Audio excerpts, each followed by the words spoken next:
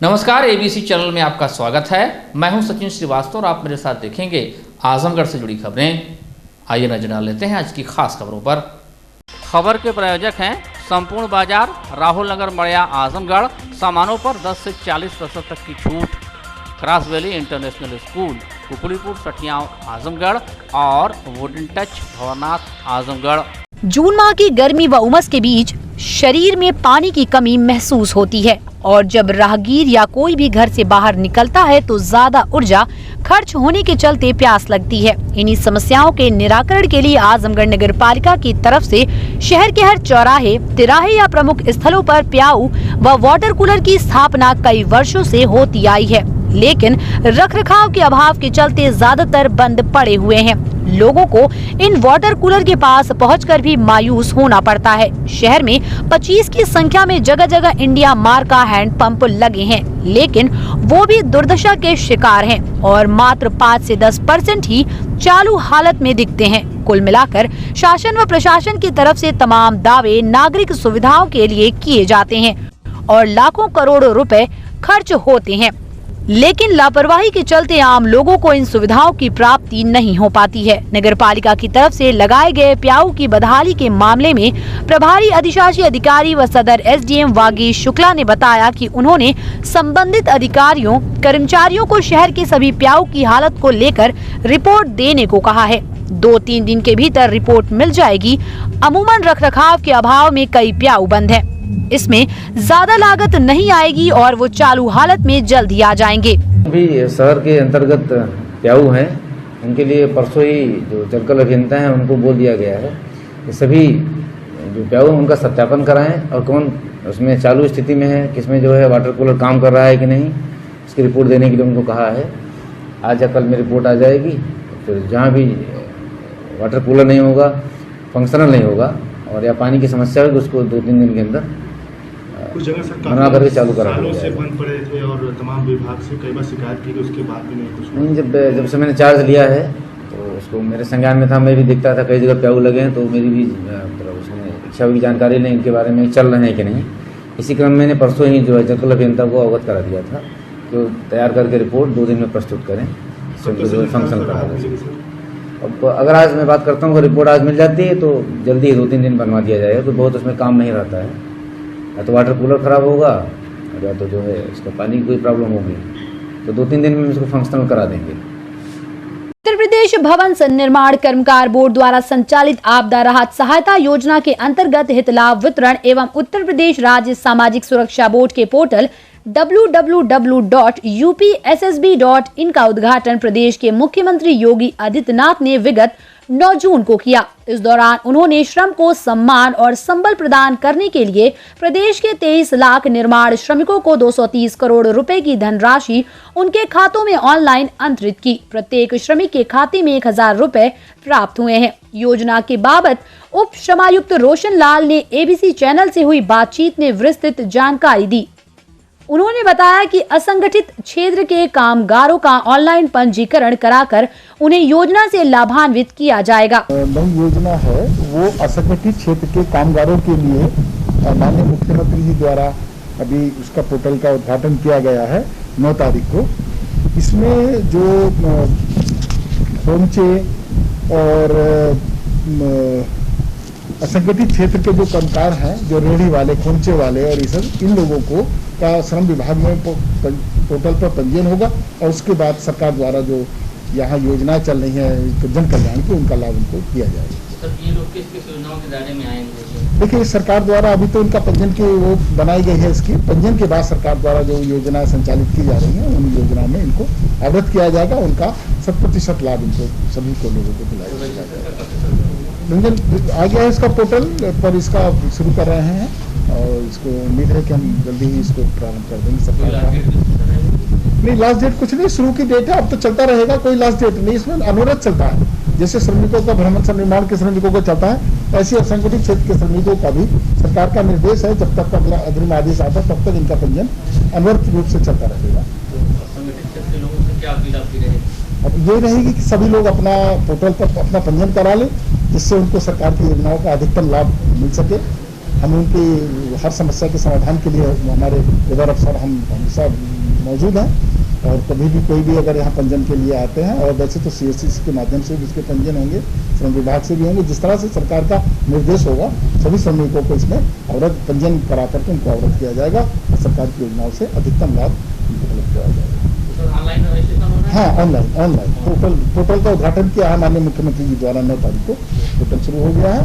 आज उसी के संबंध में प्रशिक्षण कार्यक्रम भी माननीय प्रमुख सचिव महोदय द्वारा 3 बजे रखा गया है, और उसके लिए हम तैयारी कर रहे हैं कि किस तरह से उनका पंजीयन होना है, किस तरह से उनको सुविधाओं का लाभ दिया जाएगा।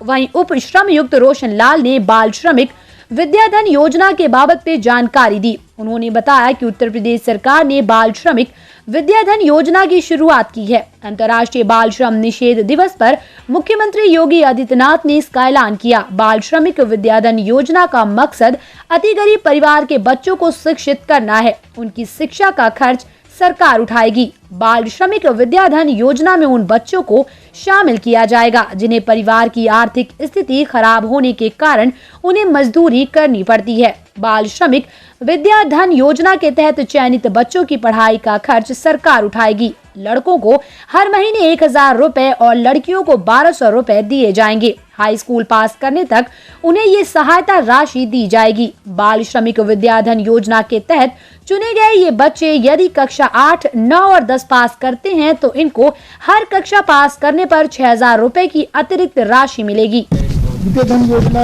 भी माननीय मुख्यमंत्री द्वारा लास्ट ईयर 12 जून को प्रारंभ की गई थी। इसमें हमने जनपद आजमगढ़ में 71 और जनपद 9 में 25 और बलिया में 117 बच्चों को चयनित किया गया है।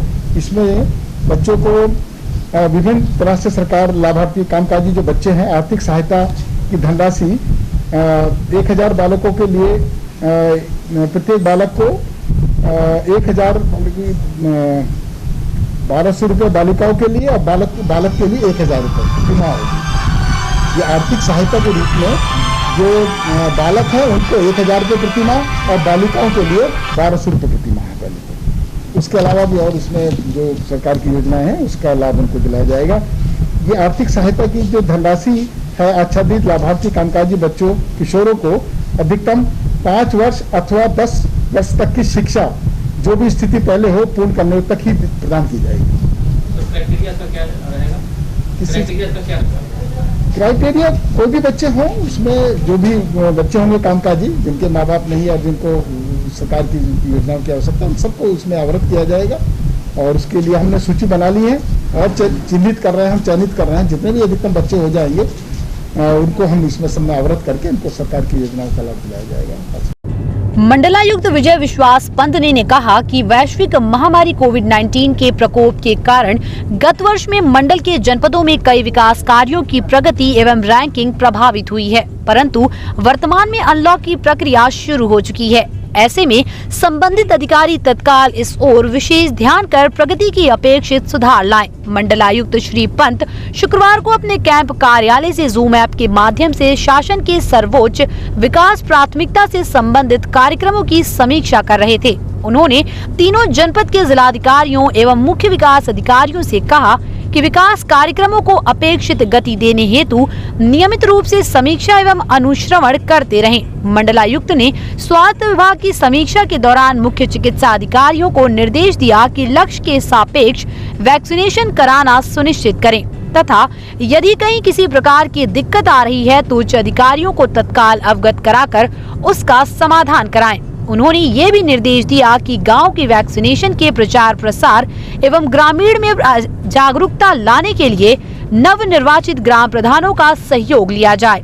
मंडलायुक्त श्री पंत ने ये भी निर्देश दिया कि शहरी एवं ग्रामीण क्षेत्रों के छोटे बड़े दुकानदारों, ग्राम स्तरीय अधिकारियों एवं कर्मचारियों, आंगनबाड़ी सहायिकाओं व कार्यकर्त्रियों, सरकारी व निजी विद्यालयों के अध्यापकों आदि का वैक्सीनेशन किए जाने पर विशेष ध्यान दिया जाए। मंडलायुक्त विजय विश्वास पंत ने मुख्य चिकित्सा अधिकारियों को ये भी निर्देश दिया कि प्रदेश के मुख्यमंत्री के निर्देशानुसार नॉन कोविड अस्पतालों में बच्चों के लिए जो स्पेशल वार्ड बनाया जाना है उसे तत्काल बना लिया जाए। उन्होंने जिलाधिकारियों को निर्देश दिया कि जनपदों में कोविड-19 के जो भी पॉजिटिव केसेस मिल रहे हैं उसमें कितने रैंडम केस मिले हैं इसकी नियमित रूप से मॉनिटरिंग करते रहें। मंडलायुक्त ने आयुष्मान भारत योजना की समीक्षा में कहा कि यद्यपि कि पिछले 2-3 माह में गोल्डन कार्ड बनाने की प्रगति अच्छी नहीं रही है, परंतु अब स्थिति बदल चुकी है, इसलिए पूरी क्षमता से आगे बढ़ाया जाए। उन्होंने कहा कि जनपदों में जितने हेल्थ एंड वेलनेस सेंटर बनने अभी शेष हैं, उसे विशेष ध्यान देकर बनवाना सुनिश्चित करें। मंडलायुक्त श्री पंत ने गो आश्रय स्थलों में संरक्षित पशुओं के चारे हेतु तत्काल चारा बैंक बनवाने तथा समय से सभी पशुओं का टीकाकरण अवश्य कराने हेतु संबंधित अधिकारियों को निर्देशित किया। उन्होंने पंचायती राज विभाग की समीक्षा के दौरान पाया कि आजमगढ़ एवं बलिया में कई सामुदायिक शौचालयों का निर्माण अभी अनारंभ है। उन्होंने उप निदेशक पंचायत तथा संबंधित डीपीआरओ को स्पष्ट रूप से निर्देशित किया कि इन दोनों जनपदों में जहां भूमि उपलब्ध है वहां अंतिम रूप देते हुए निर्माण शुरू कराया जाए तथा जहां जमीन उपलब्ध नहीं है उसके संबंध में शासन को अवगत कराते हुए लक्ष्य को संशोधित कराया जाए। ये कार्य 10 दिनों के अंदर हो जाना चाहिए। उन्होंने ये भी निर्देश दिया कि जिन ग्राम पंचायतों में पंचायत भवन निर्मित हो चुके हैं अथवा पूर्व से निर्मित है उन पंचायतों के लेखपाल व अन्य ग्राम स्तरीय अधिकारियों वहां अनिवार्य रूप से बैठना सुनिश्चित करें। इसके लिए तत्काल रोस्टर तैयार करें तथा उसके प्रति उपलब्ध कराएं। मंडलायुक्त ने समीक्षा के दौरान DM Azamgarh Rajesh Kumar, DM Mau Amit Singh Bansal, DM Ballia Aditi Singh, तीनों जनपद के सीडीओ, सीएमओ एवं अन्य मंडलीय व जनपदीय अधिकारियों से वार्ता किए। इस मौके पर अपर आयुक्त प्रशासन अनिल कुमार मिश्र व संयुक्त विकास आयुक्त पीएन वर्मा भी उपस्थित थे। पेट्रोल और डीजल की कीमतों में लगातार हो रही बढ़ोतरी के खिलाफ कांग्रेस के राष्ट्रव्यापी धरना प्रदर्शन की कड़ी में आजमगढ़ में भी कांग्रेसी नेताओं ने धरना दिया। जिला मुख्यालय पर कांग्रेस नेताओं ने एक पेट्रोल पंप के सामने धरना देते हुए केंद्र सरकार के खिलाफ नारेबाजी की और कहा कि पेट्रोल और डीजल की कीमतों में बढ़ोतरी से आम जनमानस प्रभावित हो रही है। पेट्रोल मूल्य वृद्धि कम करो, कम करो, कम करो। डीजल पेट्रोल मूल्य वृद्धि कम करो, कम करो, कम करो। है आजमगढ़ जिला कांग्रेस कमेटी के अध्यक्ष प्रवीण कुमार सिंह के नेतृत्व में कांग्रेसियों ने डीजल पेट्रोल मूल्य वृद्धि के विरोध में पेट्रोल पंप के सामने ये धरना दिया। जनपद के सभी विधानसभाओं में 30 पेट्रोल पंपों पर धरने का कार्यक्रम आयोजित किया गया। जिला मुख्यालय पर आयोजित धरने में उत्तर प्रदेश कांग्रेस सचिव अहमद शमशाद भी उपस्थित रहे। धरने को संबोधित करते हुए उत्तर प्रदेश कांग्रेस सचिव ने कहा, बीजेपी सरकार देश की जनता को लूटने का काम कर रही है। कांग्रेस ने देश को सजाने संवारने का काम किया था, अब बीजेपी सरकार देश को बर्बाद करने पर तुली है। डीजल पेट्रोल मूल्य वृद्धि से आम जन तबाह हो चुका है। सरकार अविलंब डीजल पेट्रोल वृद्धि को वापस लेकर कोरोना काल में जनता की पीड़ा कम करे। धरने को संबोधित करते हुए जिला अध्यक्ष प्रवीण कुमार सिंह ने कहा, बीजेपी सरकार महंगाई कम करने का वादा कर सत्ता में आई और अपने वादे को भूल गई। सरकार डीजल पेट्रोल से लगभग 70% मुनाफा कमा रही है। कोरोना काल में तमाम लोग बेरोजगार हो गए। ऐसे वक्त में जनता को राहत देने के बजाय सरकार गरीब जनता की जेबों पर डाका डालने का काम कर रही है और लगातार पेट्रोलियम पदार्थों की मूल्य वृद्धि कर रही है, जिससे किसान एवं मध्यम वर्ग बुरी तरह प्रभावित है। यदि मोदी सरकार तत्काल पेट्रोलियम पदार्थों की मूल्य वृद्धि वापस नहीं लेती तो कांग्रेस पार्टी बड़े आंदोलन के लिए बाध्य होगी। आज पूरे देश में कांग्रेस पार्टी ने जनता के दर्द को साझा करने के लिए, उनके दर्द को बांटने के लिए देश व्यापी जो है ये आंदोलन चल रहा है कि डीजल पेट्रोल के दाम कम हो। और उसको लेकर आज हम जिला कांग्रेस कमेटी आजमगढ़ के तमाम कार्यकर्ताओं के साथ, अपने अध्यक्ष जी के साथ, अपने उपाध्यक्ष के साथ, अपने तमाम साथियों के साथ आजमगढ़ के मुख्यालय पर पेट्रोल टंकी के सामने हम यहाँ बैठ के इस सरकार को बताना चाहते हैं कि जिस तरीके से कांग्रेस ने इस देश को धरोहर की तरह सजो के रखा था, उसी को केंद्र की सरकार ने लूटने खसोटने का काम किया और जनता पर अतिरिक्त बोझ देने का काम किया है, जिसको हम चाहते हैं कि तत्काल प्रभाव से खत्म किया जाए और डीजल और पेट्रोल के दाम बहुत जल्दी। उत्तर प्रदेश बेसिक शिक्षा परिषद द्वारा संचालित परिषदीय प्राथमिक विद्यालयों में सहायक अध्यापकों के 69,000 पदों पर भर्ती परीक्षा में आरक्षण के नियमों की अवहेलना का आरोप लगाते हुए आजाद समाज पार्टी और भीम आर्मी ने शुक्रवार के दिन महामहिम राष्ट्रपति को नामित ज्ञापन जिलाधिकारी को सौंपा। ज्ञापन के माध्यम से आजाद समाज पार्टी, काशीराम और भीम आर्मी ने आरोप लगाया कि शिक्षक भर्ती में ओबीसी वर्ग को 27% आरक्षण की जगह मात्र 3.86% आरक्षण मिला है और इसी तरह अनुसूचित जाति वर्ग को इस भर्ती में 21% आरक्षण की जगह मात्र 16% आरक्षण प्राप्त हुआ है और आरक्षित वर्ग की लगभग 15,000 आरक्षित सीटों को एमआरसी प्रक्रिया द्वारा रोका जा रहा है। आरोप लगाया कि भर्ती प्रक्रिया में बड़े पैमाने पर घोटाला किया गया, जिससे परेशान होकर और न्याय न मिलने पर 55 अभ्यर्थियों ने राज्यपाल से इच्छा मृत्यु की मांग की है। भीम आर्मी और आजाद समाज पार्टी ने मांग की कि आरक्षण नियमों का सही से अनुपालन सुनिश्चित किया जाए, जिससे कि आरक्षित वर्ग के छात्रों का भविष्य अधर में न लटके। इस दौरान आजाद समाज पार्टी काशीराम के प्रवक्ता एहसान खान ने कहा कि अगर आरक्षित वर्ग के अभ्यर्थियों को न्याय नहीं मिला, 2022 में हमारी पार्टी की सरकार बनने पर जांच कराकर दोषी अधिकारियों पर सख्त कार्रवाई की जाएगी। हमारे राष्ट्रीय अध्यक्ष आदरणीय चंद्रशेखर आजाद के आदेशानुसार पूरे उत्तर प्रदेश के सभी जिलों में 69,000 शिक्षकों की भर्ती में SC, ST और OBC समाज के लोगों के साथ हुए भेदभाव और घोटाले को लेकर ये ज्ञापन दिया जा रहा है। जैसा कि आपको मालूम है कि उत्तर प्रदेश की सरकार, भारतीय जनता पार्टी की सरकार लगातार दलितों, पिछड़ों और मुसलमानों के ऊपर अत्याचार ढा रही है। उसी तरीके से आर्थिक रूप से, सामाजिक रूप से, शैक्षिक रूप से उन्हें कमज़ोर करने का षड्यंत्र रचा जा रहा है और 69,000 शिक्षकों की भर्ती में ये जो पिछड़े समाज और SC, ST समाज के लोगों को उनका आरक्षण कोटा, उनका अधिकार ना देके बड़े पैमाने पे घोटाला किया गया है। हमारी आने वाली जो 2022 की सरकार है उसमें इंशाअल्लाह हम होंगे और हम इसकी जांच कराएंगे।